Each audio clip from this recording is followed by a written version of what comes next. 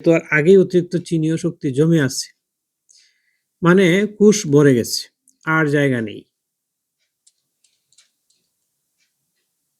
চতুর্থত, কোষে জায়গা না থাকায় গ্লুকোজ আর ঢুকতে পারে না, ফলে এই অবস্থাকেই বলা হয় উচ্চ শর্করা, যা আমরা যাকে বলি ডায়াবেটিস।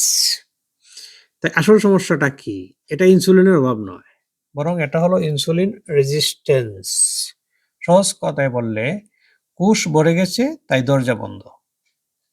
তাহলে সমাধান কি? সমাধান একটাই, কোষ খালি করা, পরিচ্ছন্ন করা, পরিষ্কার করা। কিভাবে? ফাস্টিং, কোষকে সময় দেওয়া যাতে ভেতরে জমে থাকা গ্লুকোজ ব্যবহার করে কোষটাকে খালি করে। এজন্য নিয়মিত ব্যায়ামে কোষ শক্তি ব্যবহার করে, ফলে কোষ খালি হয় এবং গ্লুকোজ ঢোকার জায়গা তৈরি হয়। এছাড়া সঠিক খাবার, মানে কম কার্বোহাইড্রেট, বেশি প্রোটিন ও ভালো ফ্যাট, আর প্রচুর শাকসবজি খাওয়া। আর কি? পর্যাপ্ত ঘুম ও মানসিক প্রশান্তি।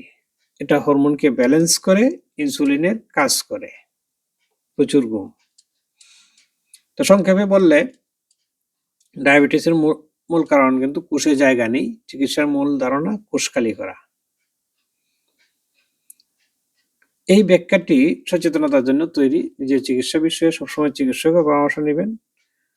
আমি এটা জাহাঙ্গীর স্যারের যে থিওরি সেটা উপস্থাপন করলাম। ভালো থাকবেন।